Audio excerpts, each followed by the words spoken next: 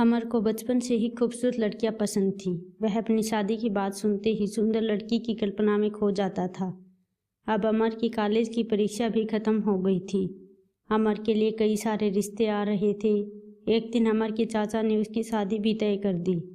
अमर लड़की को देखना चाहता था कि जैसी पत्नी की वह कल्पना करता है वह वैसी है या नहीं, लेकिन उसके चाचा ने कहा कि वह बहुत ही सुंदर है। उन्होंने खुद उसे देखा है।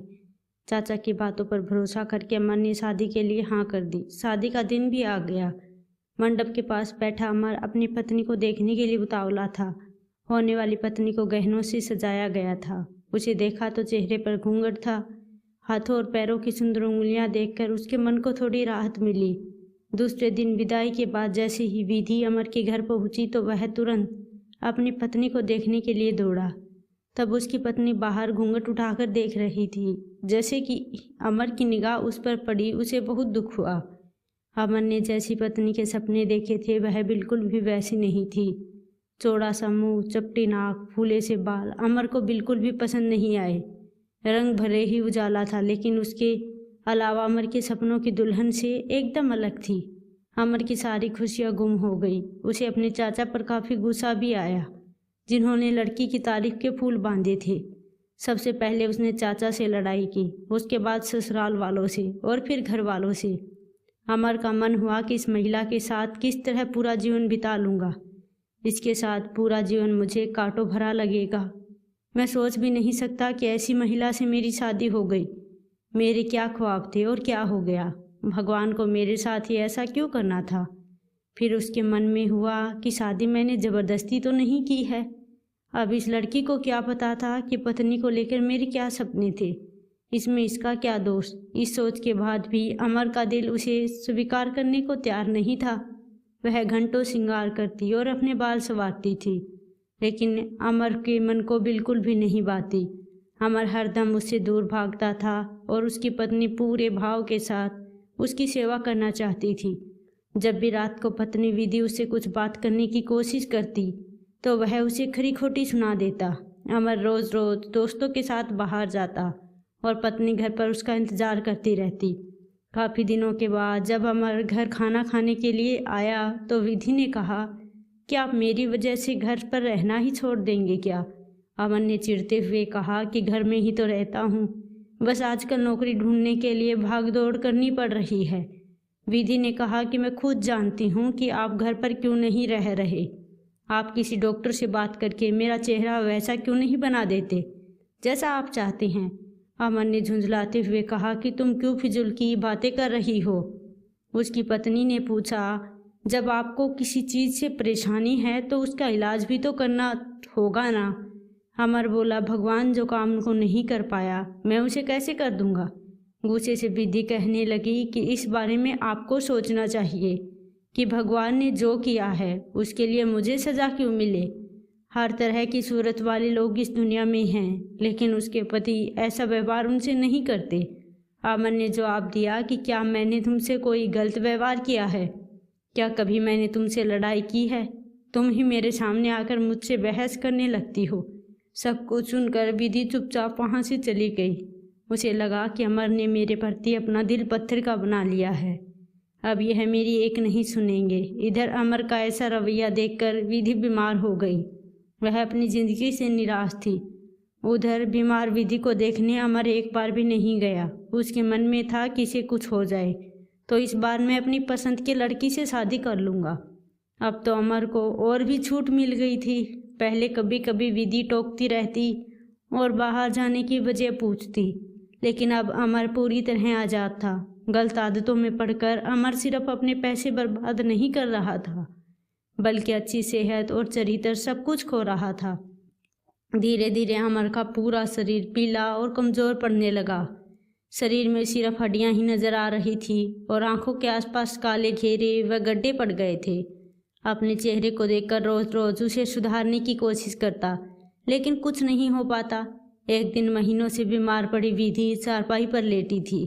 उसने अमर को काफ़ी समय से देखा नहीं था, इसीलिए किसी ने अमर को बुलावा भेजा। विधि के मन में था कि बुलावा तो भेज दिया है, लेकिन आएगा या नहीं। लेकिन आज बुलावा भेजने पर बिना संकोच किए अमर उसके पास जाकर खड़ा हो गया।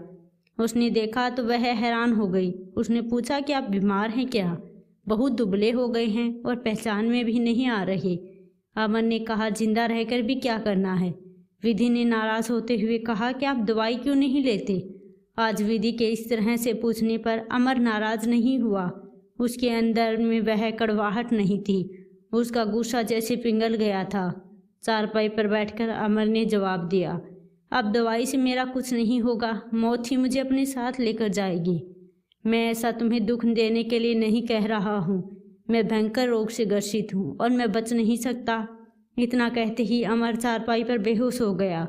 उसका पूरा शरीर कांपने लगा और पसीना पसीना हो गया। अमर की हालत देखकर महीनों से बीमार पड़ी हुई विधि झट से बिस्तर से उठ गई। पानी लाकर अमर के चेहरे पर मारने लगी, लेकिन उसे होश ही नहीं आया।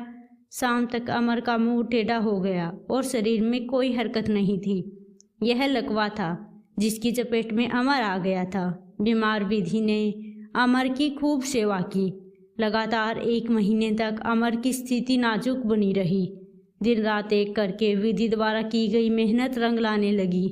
अमर की हालत कुछ सुधरने लगी, लेकिन अभी भी विधि रात को दवाई पिलाती और खाना खिलाती थी। इन सब में अपनी तबीयत को जैसे वह भूल ही गई थी। उसका शरीर बुखार से तप रहा था, लेकिन उसे अमर की स्थिति के सामने खुद की सेहत कुछ भी नहीं लगती थी। दोनों पैरों में थोड़ी ताकत आने लगी। धीरे धीरे 4-5 महीनों में वह अपने पैरों पर खड़ा होने लगा, लेकिन उसका मुंह टेढ़ा का टेढ़ा ही रह गया। उसके चेहरे पर पहले जैसी रौनक नहीं रही। एक दिन अचानक अपना चेहरा शीशे में देखने के बाद अमर ने कहा कि भगवान ने मुझे किसकी सज़ा दी है? विधि, मैंने तुम्हें सुंदर नहीं माना और आज देखो मैं खुद कितना कुरूप हो गया हूँ। अब तुम भी मेरे साथ वैसा ही व्यवहार करो जैसा मैं तुम्हारे साथ क्या करता था। विधि ने हंसते हुए कहा कि आप मेरी आंखों में देखेंगे तो पता चलेगा कि आप में कोई अंतर नहीं आया है। आप पहले जैसे थे आज भी वैसे ही हैं। अमर बोला, अच्छा, बंदर जैसा दिखने वाला, तुम कहती हो कि कोई अंतर नहीं आया है। तुम्हें मालूम है ना, भगवान ने मुझे मेरी करने की सज़ा दी है। सबने खूब प्रयास किया, लेकिन अमर का मुंह सीधा नहीं हो पाया। पति के पैरों पर खड़े हो जाने के कुछ समय बाद ही विधि ने घर में पूजा रखी, क्योंकि उसने भगवान से अमर के लिए मन्नत मांगी थी। पूरे मोहल्ले के लोग अमर के घर में थे। घर में पूजा थी, भजन संगीत चल रहा था। तभी विधि के एक दोस्त ने उससे पूछा कि अब तो तुझे अपने पति का चेहरा देखने की इच्छा भी नहीं होगी। तभी गंभीर आवाज़ में विधि बोली कि मुझे तो कुछ नज़र नहीं आता।